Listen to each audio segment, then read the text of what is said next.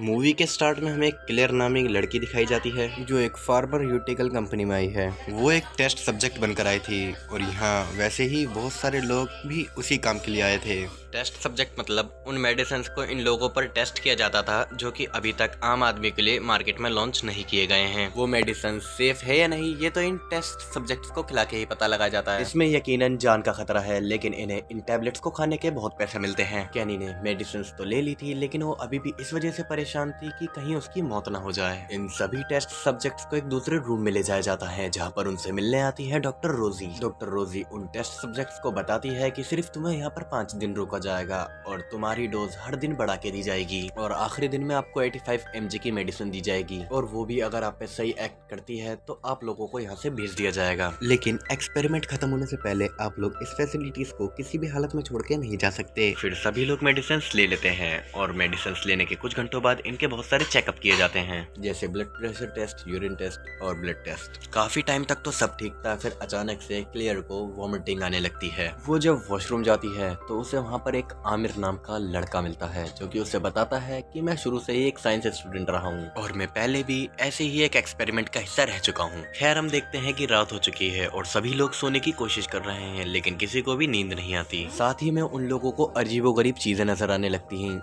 यानी कि उन्हें हेलुसिनेशन हो रहे हैं। वो लोग पिछले 2 दिन से नहीं सोए थे और अब सबको डर लग रहा था कि कहीं उन्होंने इस एक्सपेरिमेंट का हिस्सा बनके कोई गलती तो नहीं कर दी। सीन कट होके हमें दिखाया जाता है डॉक्टर रोजी को जो कि अपने हेड अथॉरिटीज से बात कर रही होती है और उन्हें बता रही है कि ये टेबलेट्स उनके सेंट्रल नर्वस सिस्टम में बहुत ज्यादा इफेक्ट कर रही है। मैंने सभी की रिपोर्ट देखी है और ये असर इतना ज्यादा हो रहा है कि इनकी जान भी जा सकती है। आप लोगों ने मुझसे कहा था कि ये मेडिसिन इन्फेक्शन की है, लेकिन ये मेडिसिन किसी और ही चीज की है। क्या आप मुझे बताएंगे कि किस चीज की है? पर अथॉरिटी वाले उसे मेडिसिन का बताने की बजाय उससे टेस्ट सब्जेक्ट्स पर डोज बढ़ाने की कह देते हैं। डॉक्टर रोजी को ना चाहते हुए भी कंपनी अथॉरिटी की बात माननी पड़ती है। जब सभी को एक दिन में इतनी सारी डोज दी जाती है तो सभी लोग डॉक्टर रोजी से सवाल करते हैं कि आज ही हमें इतनी सारी डोज क्यों दी जा रही है, जिस पर डॉक्टर रोजी कहती है कि कंपनी ने रूल्स चेंज कर दिए हैं और वो कहती है कि अगर आपने आज ये डोज ले ली तो आपको 30,000 यूरो बोनस में मिलेंगे। इतनी बड़ी अमाउंट को सुनने के बाद ये लोग खुशी से पागल होकर झूमने लगते हैं। सभी लोग बिना किसी सोच के वो सारी दी गई टैबलेट्स खा लेते हैं। अब ये लोग 4 दिन हो गए हैं और ये नहीं सोए हैं। इन्हें नींद भी आ रही है और नहीं भी आ रही है। इनकी हालत काफी अजीब हो गई थी। रोजी इनकी हालत कंपनी अथॉरिटीज को बताती है। यहाँ पर अथॉरिटी वाले उनकी टैबलेट्स रोकने की बजाय या उनका कोई और अलग इलाज करने की बजाय डॉक्टर रोजी से कहते हैं कि उनकी डोज और बढ़ा दी जाए। अब डॉक्टर समझ चुकी थी कि अथॉरिटीज का इरादा नेक नहीं है। अगर वो ऐसे ही इन लोगों को डोज बढ़ा कर देंगे तो वो लोग मर भी सकते हैं। डॉक्टर रोजी की ये सारी बातें आमिर नाम एक वो मेडिकल स्टूडेंट भी सुन चुका था। वो डॉक्टर रोजी के यहाँ से जाने के बाद उन टेस्ट सब्जेक्ट का डेटा यानी कि उनकी EMRI रिपोर्ट और भी बहुत सारी चीजें अपने पेन ड्राइव में स्टोर कर लेता है। EMRI रिपोर्ट देखकर आमिर भी बहुत ज्यादा घबरा जाता है। उनके दिमाग के साथ ये बहुत ही बुरा हाल करा जा रहा था। वो लोग कोमा में भी जा सकते थे या तो वो मर भी सकते थे। जैसे ही आमिर ने वो सारा डेटा अपने पेन ड्राइव में लिया, वैसे ही कंपनी के अथॉरिटीज को वो बात पता लग गई और बिना वक्त जाया किए उन्होंने कंपनी के अंदर 24 घंटे का लॉकडाउन लगा दिया था। यहाँ क्लियर अपने एक साथी के पास जाती है। जब वो उसके पास जाती है तो वो बहुत ज्यादा घबरा जाती है क्योंकि वो सो गई थी। सोने की वजह से उसकी आंखों में से, उसके कान में से, उसके पूरे मुंह से खून निकलने लगता है, जिसकी वजह से वो तड़प कर मर जाती है। अब ये सब लोग इस फैसिलिटी से भागने की कोशिश करते हैं और यहाँ से कोई भी भाग नहीं पाता। इवन डॉक्टर रोजी भी दरवाजे में फंसकर मारी जाती है और अब इन सबको यकीन हो चुका था कि इन सब में से अब कोई भी बचने वाला नहीं है। इतने में वहाँ से आमिर भागता हुआ आता है और इन्हें बताता है कि मैंने तुम सबकी रिपोर्ट चेक करी और उसे पता लगता है कि जो हमें मेडिसिन दी जा रही हैं वो जगाने के लिए दी जा रही हैं और हम 4 दिन से सोए नहीं हैं तो हमारा दिमाग हमें सुलाने की कोशिश कर रहा है। यानी कि ये मेडिसिन हमें जगा रही है और हमारा दिमाग हमें सुलाने की कोशिश कर रहा है और अगर अब हम सो गए तो हमारा दिमाग काम करना बंद कर देगा और हम तुरंत ही मर जाएंगे।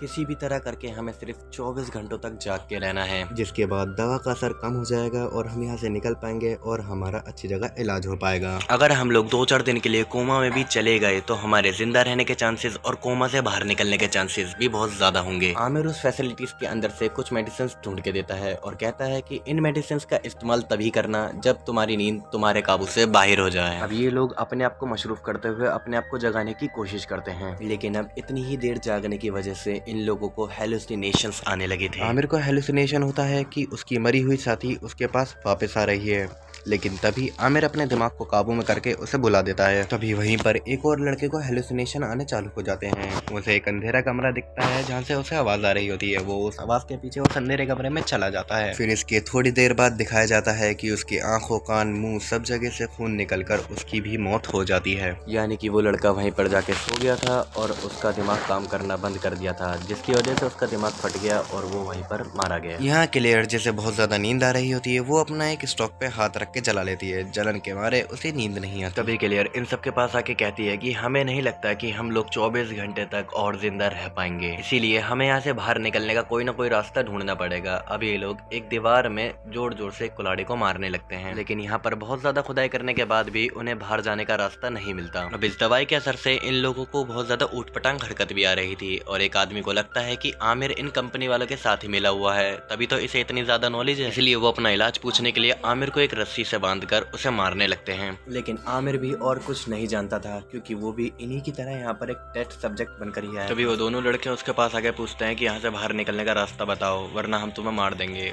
इतने में वो मारने ही वाले थे, उतने में वहाँ से वो क्लियर आ जाती है, जो कि उसे बचा लेती है। दूसरी तरफ हमें दिखाया जाता है कि आमिर को मारने के लिए एक और लड़की नींद का इंजेक्शन भर रही होती है, क्योंकि उसे शक था कि आमिर ने कंपनी की मेडिसिन ली ही नहीं, और उसे ये भी शक था कि अगर वो सो भी गया तो भी उसे कोई असर नहीं होगा। ऐसे में जब तक वो आमिर को इंजेक्शन लगाती तब तक उसे खुद हेलुसिनेशन आने लगते हैं। वो सो जाती है, जिसकी वजह से उसका दिमाग फटने की वजह से उसकी मौत हो जाती है। जहाँ क्लियर्स को भी हेलुसिनेशन आने लगते हैं, जिसकी वजह से वो 90% तक सो चुकी है। जब उसे लगता है कि वो मरने वाली है तो वो अपने दिमाग को काबू में लाती है और वो आमिर की दी हुई जगने वाली दवाई खा लेती है। और इसी दौरान उसे कमरे के अंदर एक छुपा हुआ दरवाजा दिखता है, जिसको देखने के बाद वो तुरंत अपने साथियों की तरफ भागती है और उसे बताती है। वो उसके साथी उस दरवाजे को खोल देते हैं।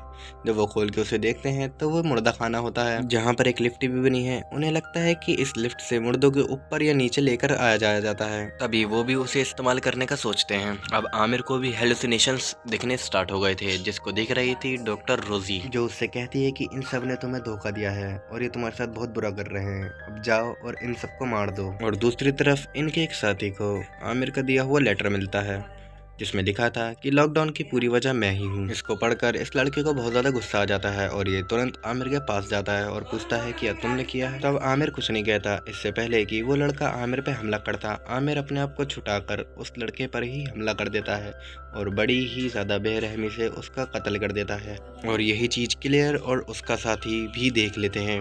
आमिर इन दोनों पर भी हमला करने के लिए भागता है, लेकिन वो दोनों वहाँ से भाग जाते हैं। वो आदमी वहाँ से जल्दी से भागकर उसी रूम में आ जाता है जहाँ पर वो लिफ्ट होती है। जब वो उस लिफ्ट को बंद करता है तो उस लिफ्ट के अंदर आग लग जाती है। असल में वो लिफ्ट नहीं थी, बल्कि डेड बॉडीज को जलाया जाता था। शुक्र किया कि उसने क्लियर के जाने से पहले ही उस दरवाजे को बंद कर लिया था। आखिर यहाँ पर भी क्लियर बच गई। आखिर वो कंपनी के लॉकडाउन के 24 घंटे भी पूरे हो चुके थे, जिसकी वजह से बाहर का दरवाजा धीरे धीरे खुलने लगता है। अब जैसे ही आमिर वहाँ से भाग जाने की कोशिश करता है तो गार्ड उतने में उसे शूट कर देते हैं, क्योंकि उन्हें ऑर्डर मिला होता है कि जितने भी लोग यहाँ से बच के जाएं उन्हें मार देना। और यहाँ पर क्लियर अपनी जान बचाने के लिए वो डेड बॉडीज वाला कपड़ा पहनने लगती है, ताकि ऐसा लगे कि क्लियर मर चुकी है।